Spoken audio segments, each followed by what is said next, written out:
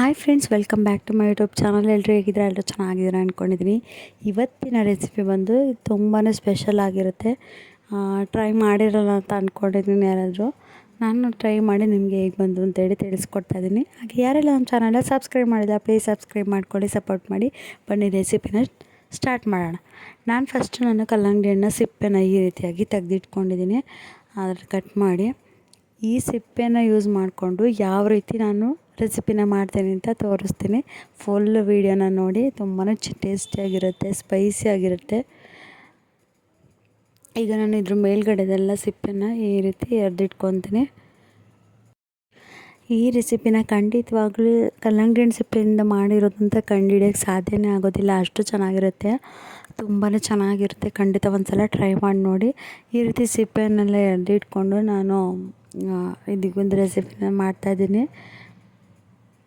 ನೀಟಾಗಿ ಒಂದು ಸ್ವಲ್ಪನೂ ಸಿಪ್ಪೆ ಇಲ್ದಂಗೆ ನೀಟಾಗಿ ಎರೆದಿಟ್ಕೊಂಡು ಚಿಕ್ಕ ಚಿಕ್ಕ ಪೀಸ್ಗಳಾಗಿ ಮಾಡಿಟ್ಕೊಳ್ಳಿ.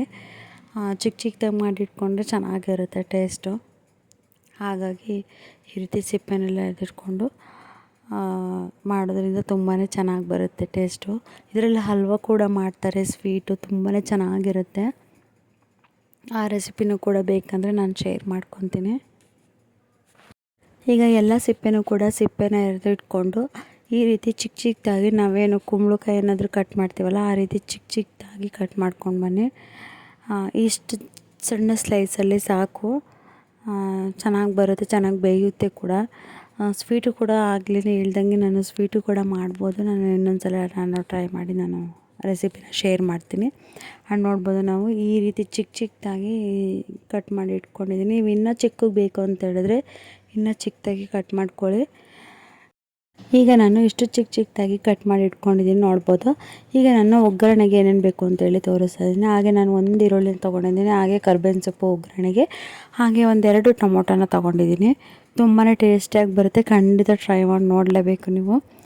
ಈಗ ನಾನು ರೆಸಿಪಿನ ಶೇರ್ ಮಾಡ್ತೀನಿ, ಬನ್ನಿ. ಫಸ್ಟ್ ನಾನು ಒಂದು ಪ್ಯಾನ್ನ ಇಟ್ಕೊಂಡಿದ್ದೀನಿ.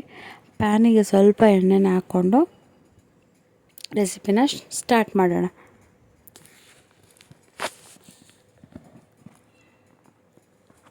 ಈಗ ನಾನು ಸ್ವಲ್ಪ ಎಣ್ಣೆ ಕಾಯ್ತಾ ತನಕ ವೆಯ್ಟ್ ಮಾಡೋಣ.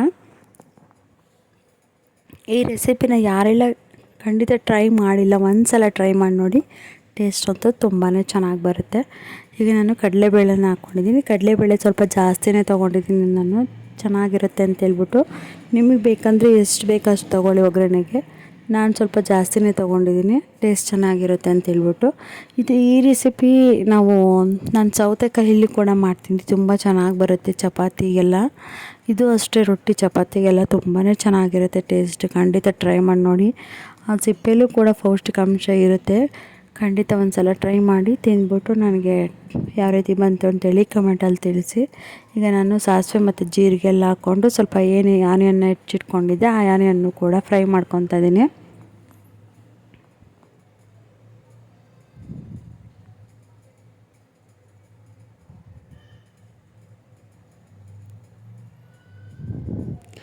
ಈಗ ಆನಿಯನ್ನ ಚೆನ್ನಾಗಿ ಫ್ರೈ ಮಾಡ್ಕೊಳ್ಳೋಣ.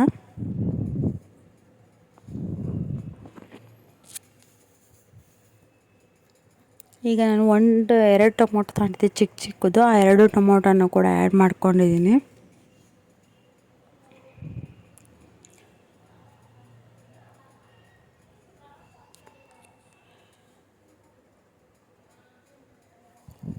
ಈ ಟೊಮೊಟೊ ಮತ್ತು ಈರುಳ್ಳಿ ಹಾಕಿದ್ಮೇಲೆ ಸ್ವಲ್ಪ ಉಪ್ಪು ಹಾಕ್ಕೊಂಡ್ರೆ ಟೊಮೊಟೊ ಚೆನ್ನಾಗಿ ಬೇಯುತ್ತೆ ಅಂತ ಹೇಳ್ಬಿಟ್ಟು ನಾನೀಗ 1-2 ಸ್ಪೂನಷ್ಟು ಉಪ್ಪು ಹಾಕ್ಕೊಂಡಿದ್ದೀನಿ. ನೀವು ಬೇಕಂದರೆ ವಾಟರ್ಮೆಲನ್ ಸಿಪ್ಪೆನ ಎರೆದಿಟ್ಕೊಂಡು ಇದನ್ನೆಲ್ಲ ಸ್ವಲ್ಪ ಬೇಯಿಸಿಟ್ಕೊಂಡ್ರೆ ಬೇಗನೆ ಆಗುತ್ತೆ ಈಸಿಯಾಗಿ.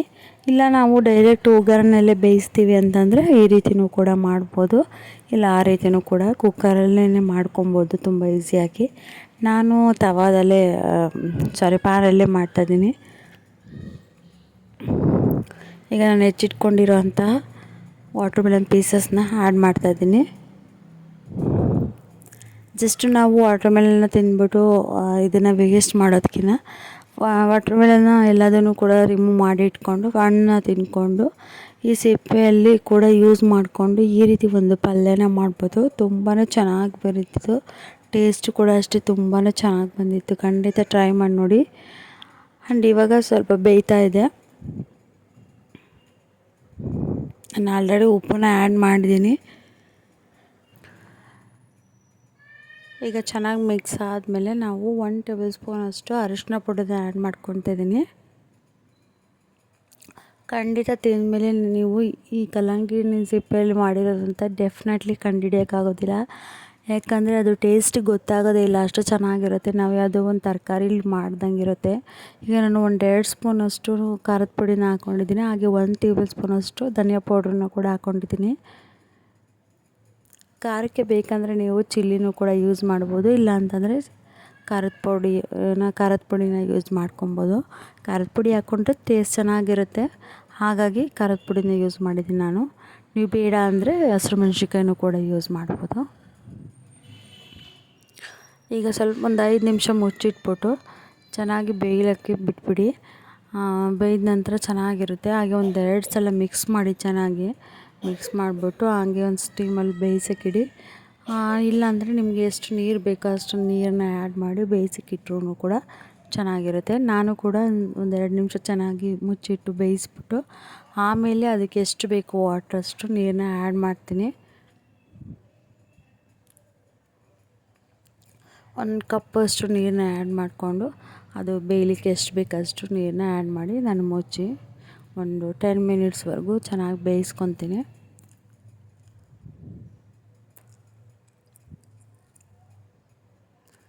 ಈಗ ನೋಡ್ಬೋದು ಅಲ್ಲಿ ಹಾಫ್ ಬಾಯ್ಲ್ ಆಗಿತ್ತು. ಹಾಫ್ ಬಾಯ್ಲ್ ಆದ ತಕ್ಷಣ ಸ್ವಲ್ಪ ಗರಂ ಮಸಾಲ, ಹಾಗೆ ಸ್ವಲ್ಪ ನಾನು ಇದ್ರ ಪೌಡರ್ ಮಿಕ್ಸ್ ಮಾಡಿದ್ದೀನಿ. ಇದು ಎವರೆಸ್ಟ್ ಪಲ್ಯಕ್ಕೆಲ್ಲ ಹಾಕೋ ಪಲ್ಯ ಪುಡಿ ಹಾಕಿದ್ದೀನಿ. ಆ ಪೌಡ್ರನ್ನೂ ಕೂಡ ಹಾಕ್ಬೋದು, ಇಲ್ಲಾಂದರೆ ಸ್ಕಿಪ್ ಮಾಡ್ಬೋದು. ತುಂಬಾ ಚೆನ್ನಾಗಿರುತ್ತೆ ಅಂತೇಳಿ ಮಿಕ್ಸ್ ಮಾಡಿದ್ದೀನಿ.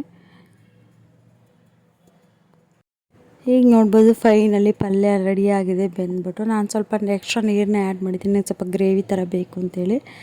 ಇದಕ್ಕೆ ನಾವೀಗ ತುರ್ಕೊಂಡಿರುವಂತಹ ತೆಂಗಿನಕಾಯಿ ತುರಿನ ಆ್ಯಡ್ ಮಾಡಿದ್ದೀನಿ. ತುಂಬಾ ಟೇಸ್ಟಿಯಾಗಿತ್ತು. ಖಂಡಿತ ಒಂದ್ಸಲ ಟ್ರೈ ಮಾಡಿ ನೋಡಿ. ಈ ರೆಸಿಪಿನ ನಾನು ವಾಟರ್ ಮೆಲನ್ನಲ್ಲಿ ಮಾಡಿದ್ದೀನಿ ಅಂತೇಳಿ ನಮ್ಮ ಹಸ್ಬೆಂಡು ಕೂಡ ಕಂಡುಹಿಡಿಯೋಕ್ಕಾಗಲಿಲ್ಲ. ತುಂಬ ಚೆನ್ನಾಗಿದೆ ಅಂತ ಹೇಳಿದ್ರು. ಖಂಡಿತ ಒಂದ್ಸಲ ಟ್ರೈ ಮಾಡಿ ನೋಡಿ ಹೇಗೆ ಬಂತಂತೇಳಿ ಕಮೆಂಟಲ್ಲಿ ತಿಳಿಸಿ. ಐ ಹೋಪ್ ಈ ಒಂದು ನಿಮಗೆ ರೆಸಿಪಿ ಇಷ್ಟ ಆಗಿದೆ ಅಂತ ಅಂದ್ಕೊಳ್ತೀನಿ. ಇಷ್ಟ ಆದರೆ ಲೈಕ್ ಮಾಡಿ, ಶೇರ್ ಮಾಡಿ, ಕಮೆಂಟ್ ಮಾಡಿ ಆ್ಯಂಡ್ ಸಬ್ಸ್ಕ್ರೈಬ್ ಮಾಡದೆ ನೋಡ್ತಾ ಇರೋರು ಪ್ಲೀಸ್ ಸಬ್ಸ್ಕ್ರೈಬ್ ಮಾಡ್ಕೊಳ್ಳಿ, ಸಪೋರ್ಟ್ ಮಾಡಿ. ಕೊನೆಗೆ ಒಂದು ಸ್ವಲ್ಪ ಕೊತ್ತಂಬರಿ ಸೊಪ್ಪನ್ನ ಉದುರಿಸ್ಬಿಟ್ರೆ ಈ ಒಂದು ಸೂಪರಾಗಿರೋಂತಹ ಪಲ್ಯ ರೆಡಿಯಾಗಿತ್ತು. ಇನ್ನೊಂದು ನೆಕ್ಸ್ಟ್ ವಿಡಿಯೋದೊಂದಿಗೆ ಸಿಗ್ತೀನಿ. Thank you.